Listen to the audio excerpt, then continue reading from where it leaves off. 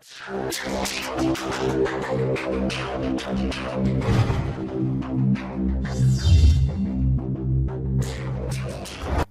to the tutorial on management accounting. Today the chapter is activity-based costing. Activity-based costing is a costing method in which the main focus is on activities, and this activity-based costing is for only internal decision making. Activity-based costing estimates the cost of the resources consumed by the cost objects such as products and customers. That means in activity based costing we calculate the cost for assigning the cost to the cost objects, and here the cost objects are products and customers. That means we assign the cost on products or we assign the cost on customers. Activity based costing is not the alternative of traditional costing method. I mean, this activity based costing is the supplement to the main costing system. Generally, every manufacturing company follows the traditional costing system or absorption costing system for external financial reporting, but this activity based costing is just for internal decision making. That means the company which follows the activity based costing has two costing systems. One is the traditional costing system or official costing system, which is used for external financial reports, and another one is activity based costing, which is used for internal decision making. This activity based costing is not the alternative of traditional costing system, rather it's a supplement or additional system with the traditional costing system.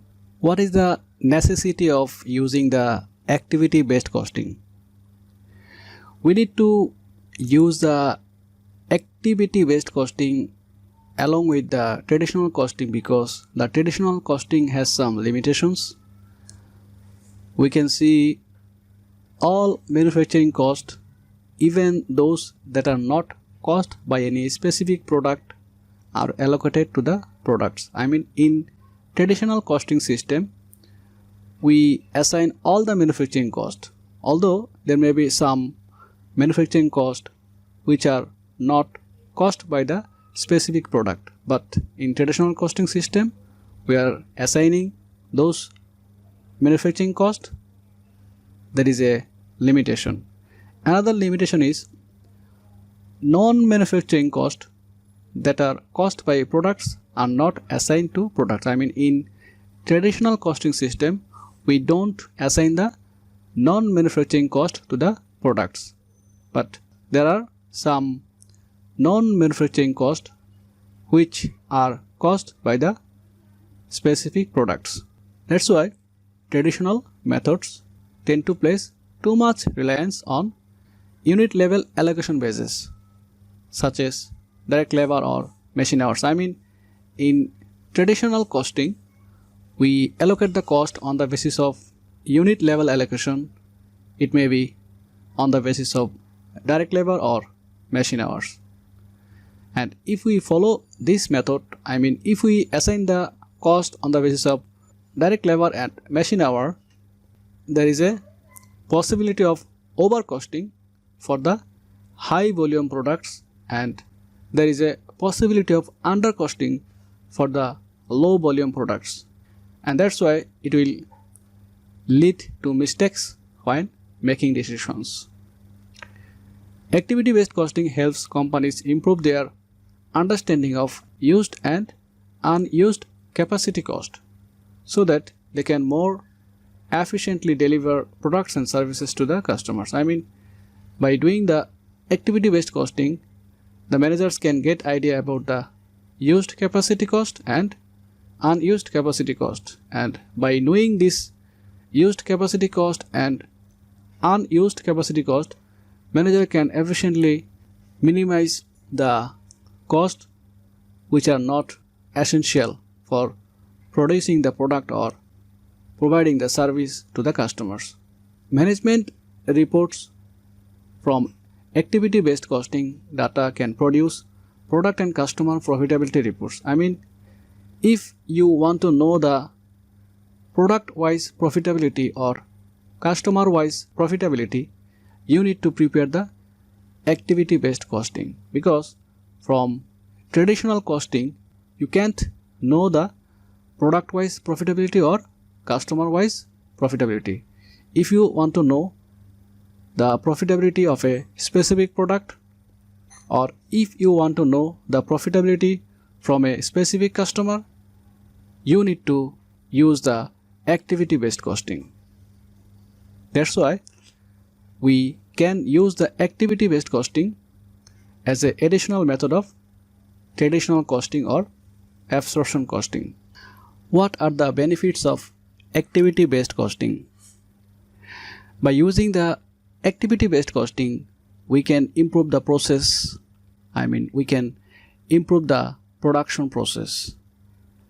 If we can use the activity-based management, we can eliminate waste, we can decrease processing time, as well as we can reduce defects. That's why in activity-based costing, we need to decide what to improve. In what process we need to improve for eliminating waste or decreasing the processing time or reducing the effects. In activity-based costing, we calculate the activity rates. These activity rates provides a valuable clues or hints concerning where there is a waste and opportunity for improvement. How activity-based costing differs from a traditional costing system. Here the ABC means activity-based costing and traditional costing means absorption costing. Activity-based costing differs from traditional absorption costing in three ways. The first one is, in traditional costing, manufacturing costs are assigned to products and non-manufacturing costs are not assigned to products. In traditional costing, we don't assign the non-manufacturing cost to the products. On the other hand, in activity-based costing, we assign some non-manufacturing cost on the basis of cause and effect. Here we can see there are some examples of non-manufacturing cost which are assigned.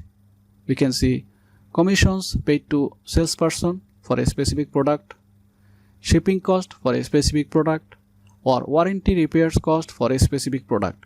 Since these types of cost are cost due to any specific product, that non-manufacturing cost should be assigned under the activity-based costing. But in traditional costing, we don't assign the non-manufacturing cost.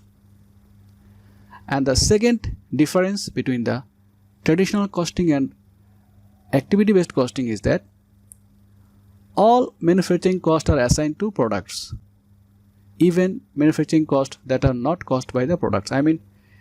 In traditional costing, we assign all the manufacturing costs to the products. But in activity-based costing, two types of manufacturing costs are not assigned.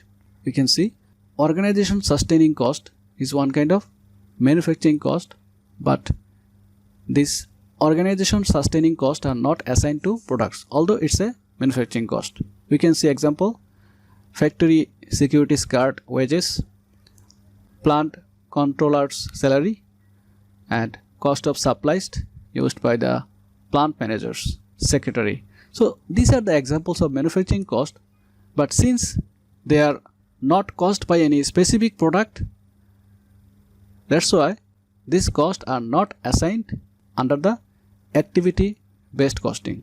Another type of manufacturing cost which is not assigned to products is cost of unused capacity. This cost of unused capacity is not assigned to cost object, I mean the products or service, under the activity based costing. And the third difference between traditional absorption costing and activity based costing is either one plant-wide overhead cost pool or a number of departmental overhead cost pools were used to assign overhead cost to products, and that type of allocation is done on the basis of direct labor hours or machine hours. I mean, for allocating the cost, the company use one cost pool or departmental overhead level cost pool. On the other hand, under the activity based costing, numerous overhead cost pools are used, each of which is allocated to products and other cost object using its own unique measures of activity. We can see there are 5 levels of activity. It may be unit level of activity, batch level activity, product level activity, customer level activity, and organization sustaining activity. So under the activity based costing, cost can be allocated on the basis of unit level or base level or product level or customer level or organization sustaining level. For easy understanding of the difference between the traditional costing and activity based costing, there is a diagram. We can see under the traditional absorption costing, we consider all the manufacturing cost as a product cost. I mean direct manufacturing cost, indirect manufacturing cost. If these are the manufacturing cost, all are considered as a product cost. But on the other hand, under the traditional absorption costing, we don't consider the non-manufacturing cost as a product cost. Rather, we consider as a period cost. I mean, under the traditional costing, we don't assign non-manufacturing cost to the products. Rather, they are considered as a period cost. They are directly shown in the financial statement. I mean, these non-manufacturing costs are not assigned to the products. Under the activity based costing, we can see all the direct manufacturing cost and direct non-manufacturing cost are considered or assigned to products. In activity based costing, we are assigning both manufacturing and non-manufacturing. The direct manufacturing product cost, direct non-manufacturing product cost. But in traditional costing, we don't consider the non-manufacturing cost as a product cost. And on the other hand, the indirect manufacturing cost or indirect non-manufacturing cost can be a product cost if those costs are caused by any products or service. That means this indirect manufacturing or indirect non-manufacturing, there may be product cost if those costs are caused by any specific product or customer. That means under the activity based costing, some indirect manufacturing may not be product cost. On the other hand, some indirect non-manufacturing may not be product cost. That indirect manufacturing and non-manufacturing could be product cost or period cost. To be a product cost, those indirect manufacturing and indirect non-manufacturing should be occurred for any specific product or service. From the previous diagram, we can say that the activity based costing is concerned with the overhead cost, because all the direct cost, it may be direct manufacturing cost or direct non-manufacturing cost, all the direct costs are assigned to the products. So what is the difference between the activity based costing and traditional costing? The activity based costing is concerned with the overhead cost, I mean the manufacturing overhead and selling and administrative overhead, because some manufacturing overhead or some selling or administrative overhead can be assigned or cannot be assigned.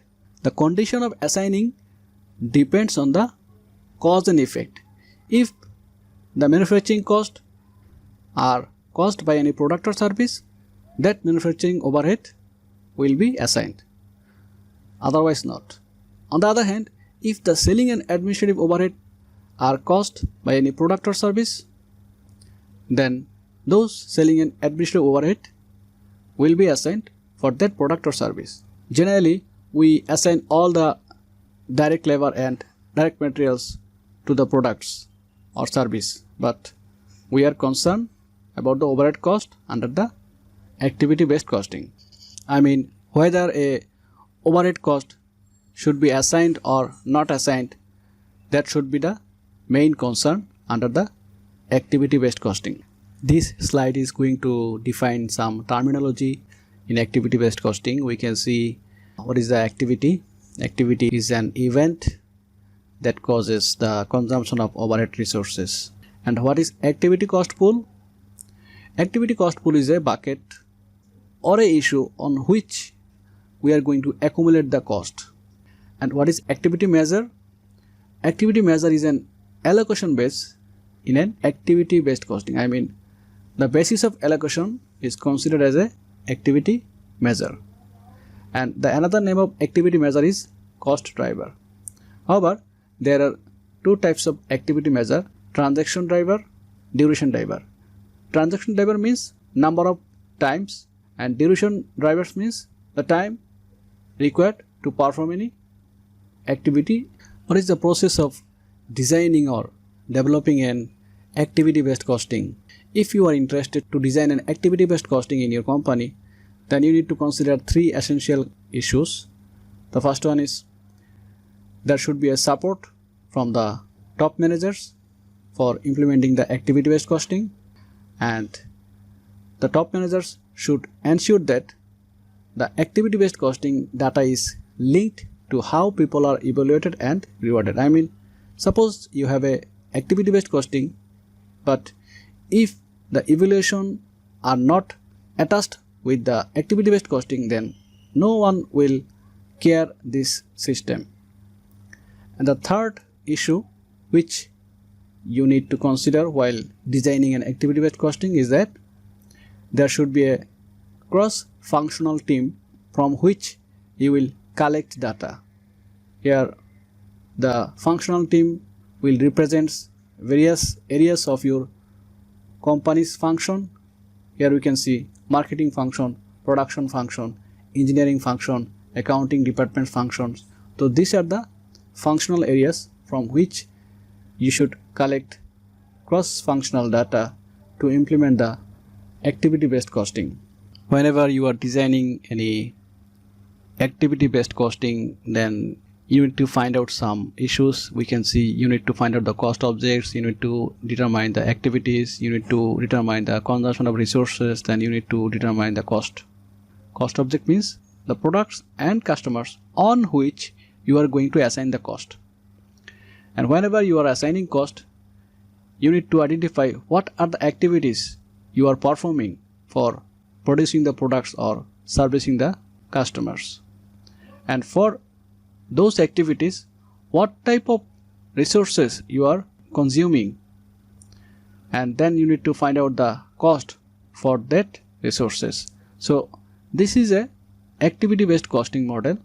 This figure will give you a clear idea about the activity based costing model. The main focus is on assigning the cost on products or customers, and since we are sure that all the direct material, all the direct labor or any specific cost which can be easily traced for any products or customers, we will assign those costs directly to the cost object, I mean on products or customers.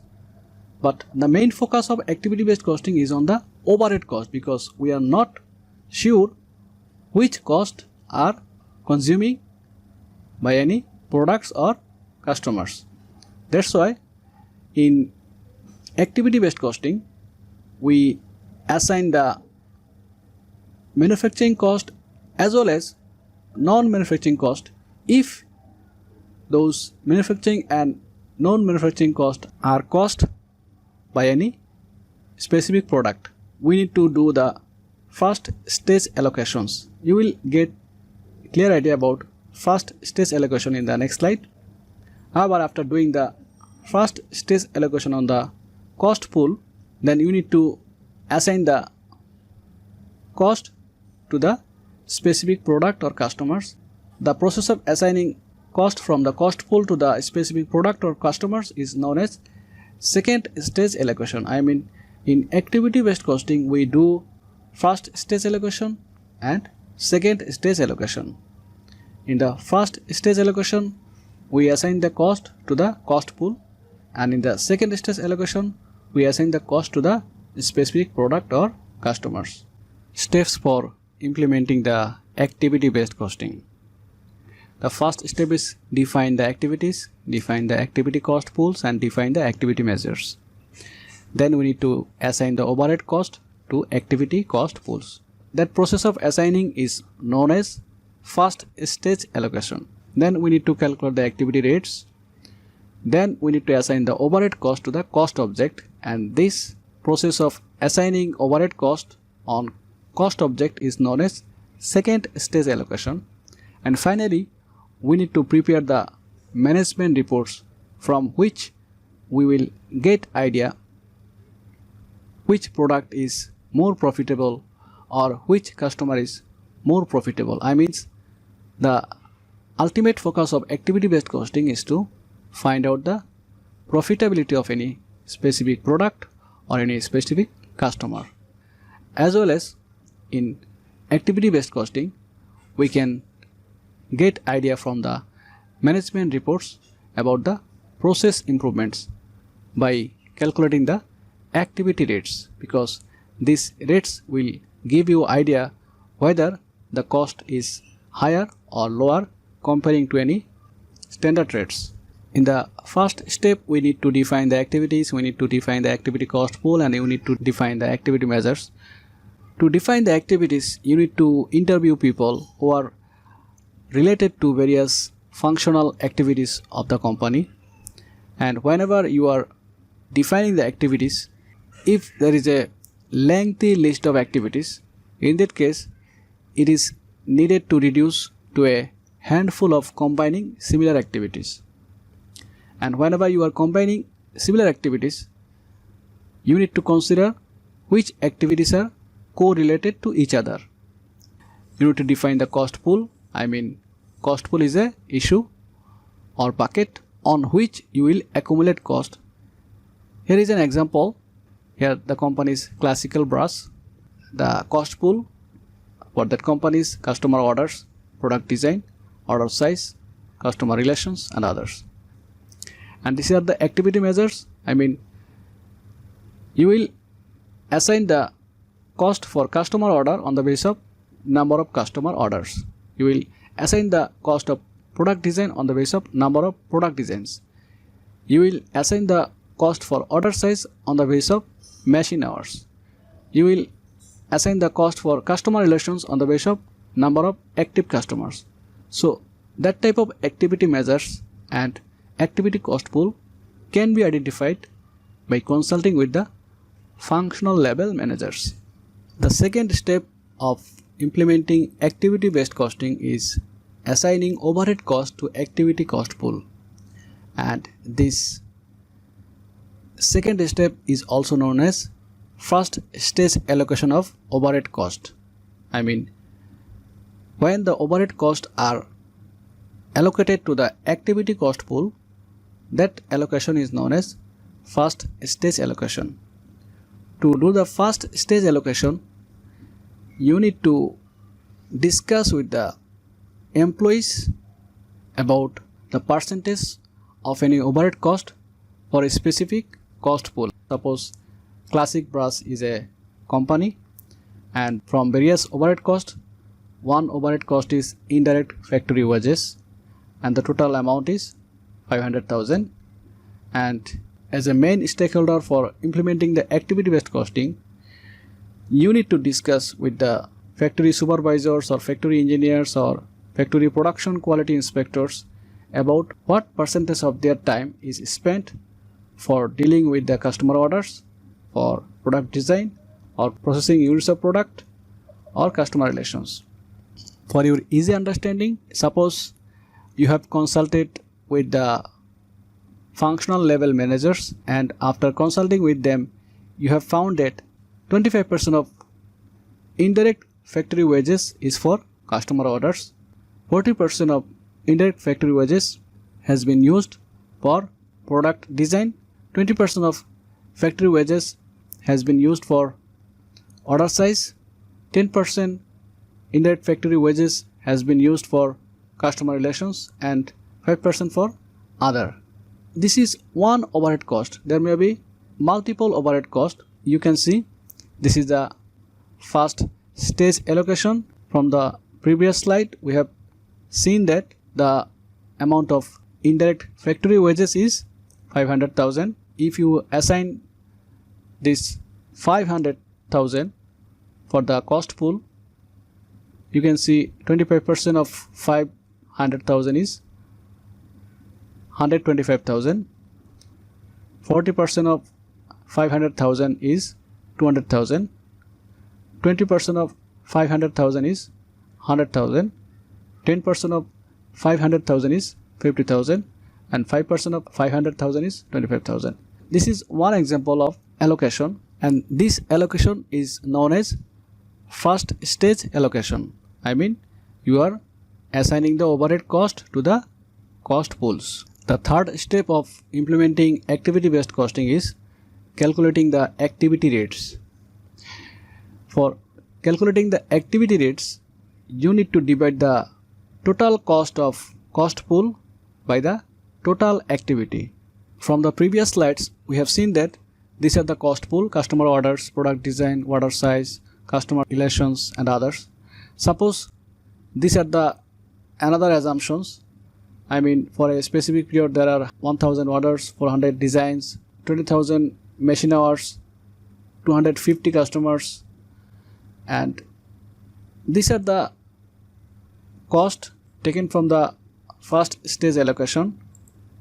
You can see in the previous slide here the customer order total cost is 3,20,000, product design total cost is 252,000, order size total cost is 380,000, customer relations total cost is 367,500, and other 490,000 and 500. So these are the first stage allocation, and these are the cost under this cost pool. And in the third step, we will calculate the activity rates. For calculating the activity rates, we will divide the total cost of those cost pool by the total activity. Here, from assumption, you can see if we divide this 320,000 by 1000 orders, the rate is 320 per order. However, we can see the third step is calculating the activity rates, and for calculating the activity rates, we need to divide the total cost from each cost pool by the total activity. Fourth step is we need to do the second stage allocation. I mean, we need to apply the activity rates for assigning the overhead cost to the products or customers. However, I'm not going to explain the details of the second stage allocation because you will not get any clear idea from this allocation, because at the end of this tutorial I am going to explain a review problem from which you will get a clear idea about the second stage allocation. The last step, I mean the fifth step of implementing the activity based costing is preparing management reports, and the main focus of preparing management reports is to find out the profitability for the specific products or customers. Here we can see there are two products of that company, and the first product is showing the profit and the second product is showing loss.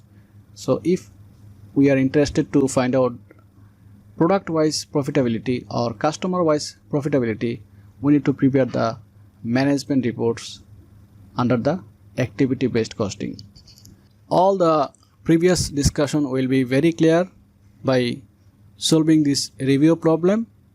We can see Ferris Corporation makes a single product, a fire resistant commercial filing cabinet that it sells to office furniture distributors. The company has a simple activity based costing system that it uses for internal decision making.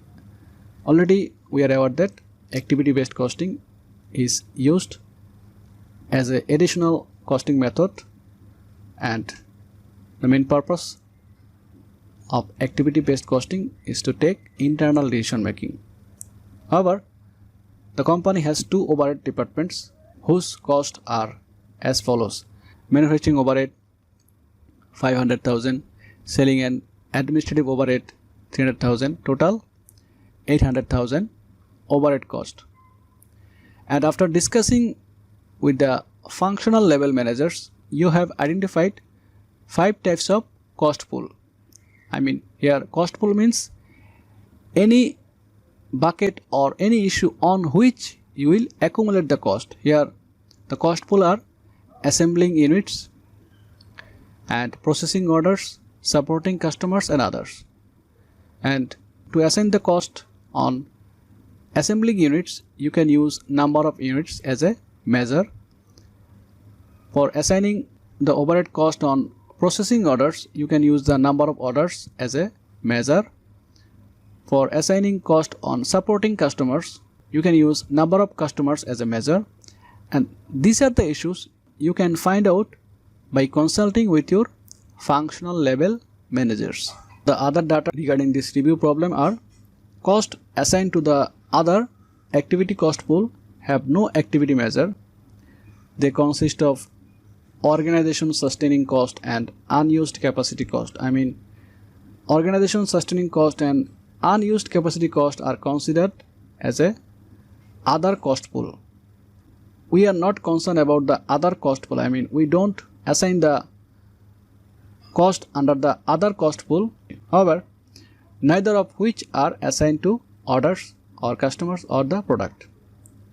Ferris Corporation, this is the company name. Ferris Corporation distributes the cost of manufacturing overhead and selling and administrative overhead to the activity cost pools based on employee interviews, the results of which are reported below.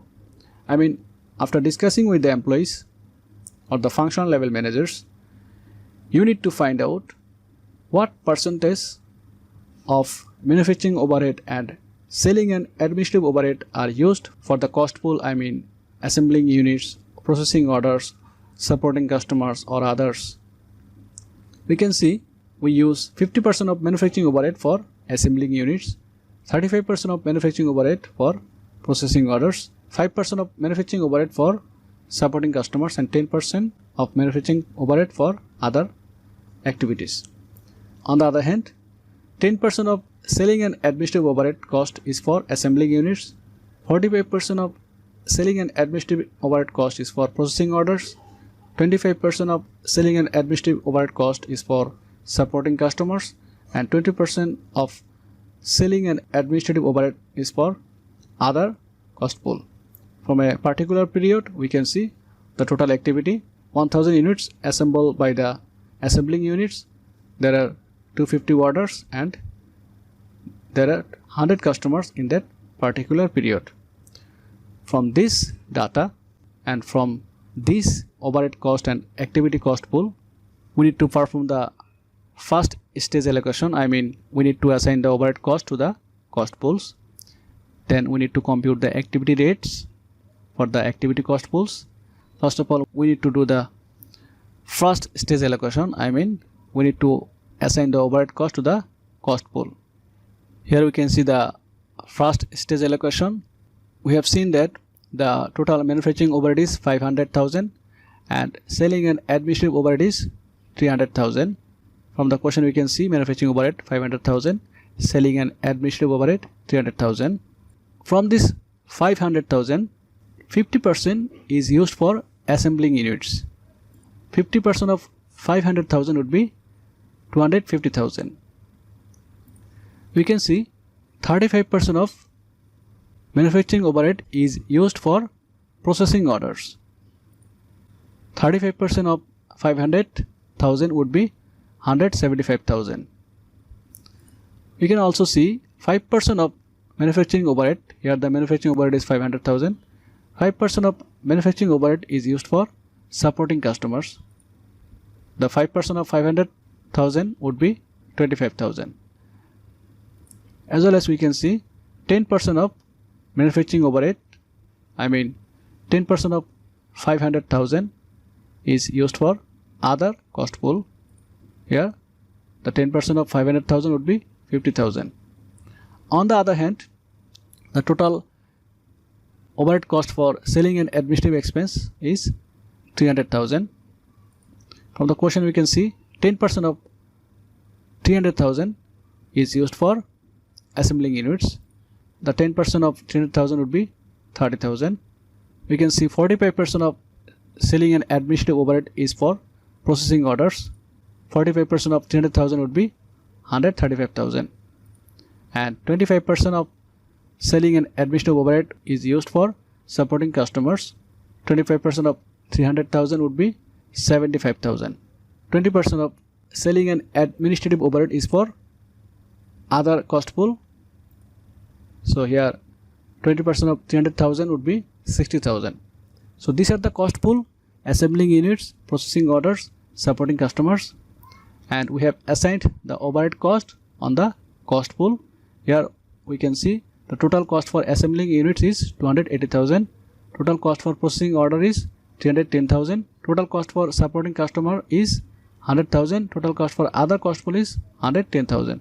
So these are the first stage allocation. Then we can see our second requirement is we need to compute the activity rates for the activity cost pools. Our total activity for assembling units are 100,000 units. Total activity for processing orders is 250 orders, and total activity for supporting customers is 100 customers. So we have shown this activity here: 1000 units, 250 orders and 100 customers. And these are the total cost taken from the first stage allocation. We can see assembling units total cost 280,000, assembling units 280,000, and processing orders 310,000, supporting customers 100,000, here 100,000. So now we will divide the total cost under each cost pool by the total activity. If you divide this 280,000 with the 100,000 units, then the activity rate is 280 per unit. If you divide the total cost for processing orders by the total activity, I mean here the total cost is 310,000 and the total activity is 250 orders. If you divide this 310,000 with the 250 orders, the activity rate is 1240 per order for processing orders. And the total cost for supporting customer cost pool is 100,000 and the total activity is 100 customers. If we divide, then the activity rate for supporting customer is 1000 per customer. So these are the activity rates. In the third requirement, we need to assign the activity rates on the specific product or specific customer. Here we can see OfficeMart is one of the Ferris Corporation's customer. Last year, OfficeMart ordered filing cabinet 4 different times. I mean there are 4 orders. OfficeMart ordered a total of 80 filing cabinets. That means there are 80 units of order during the year. Now we need to construct a table showing the overhead cost attributable to OfficeMart. I mean we need to assign the activity rates on the customers. Here the customer is a cost object. So our third requirement, we need to assign the overhead cost on the specific customer. Here we can see the customer has provided 4 orders. They purchased 80 units and there is 1 customer. And we already know that the rates which are taken from the activity rates, we can see the activity rates are 280 per unit, 1240 per order and 1000 per customer. And these are the activity for that OfficeMart customer. There are 80 units and the rate for each unit is 280 per unit. The total cost would be 22,400. And there are 4 orders and the rate for each order is 1240. So total cost would be 4,960. And since there is 1 customer, OfficeMart, so the rate for each customer is 1000 per customer. So total cost would be 1000. So these are the assigned overhead cost on OfficeMart. Last requirement is the selling price of a filing cabinet is 595. The cost of direct material is 180 per filing cabinet, and direct labor is 50 per filing cabinet. What is the customer margin of OfficeSmart? I mean, here this problem is instructing to find out the profitability of that customer. So to find out the profitability of that customer, I mean the OfficeSmart, we need to assign all the cost. We can see the sales price is 595 per unit. The customer has purchased 80 units. I mean the OfficeSmart has purchased 80 units. So total sale price would be 47,600. And these are the cost. We can see material cost 180. So total cost for 80 units would be 14,400. So whenever we are calculating the customer margin or product margin, we need to assign all the cost. This direct material and direct labor are those costs which can be traced easily, and these are the overhead cost which are calculated on the basis of activity based costing. Cost for direct labor is 50. On the question we can see 50, and for 80 units the total cost would be 4,000. And these are the assembling units cost taken from here, 22,400, and this is the processing order cost 4,960. Here we can see 4,960, and supporting customer 1,000. So these are the overhead cost which were calculated by using the activity based costing method. In traditional costing system, we cannot find out that overhead cost product wise or customer wise. We have calculated this cost on the basis of customer wise. Total cost would be 46,760, and the sale price is 47,600. Ultimately there is a profit 840. OfficeSmart as a customer of Ferris Corporation, there is a profit from the customer which is 840. If we are interested to find out the customer wise profitability or product wise profitability, we need to apply the activity based costing along with the traditional costing system. Whenever we are applying the activity based costing, we need to be cautious. Managers need to know what costs are really affected before taking any action, such as dropping a product or dropping a customer or changing the prices of product or service. I mean, whenever you are considering that you are going to drop any product or customer, or you are going to change the price for any product or service, you need to be cautious, because there are some costs which are not avoidable, and in our management accounting, any cost which are not avoidable in any situation, that type of cost is irrelevant cost for decision making. A company can follow the activity based costing along with the traditional costing whenever the benefit is higher.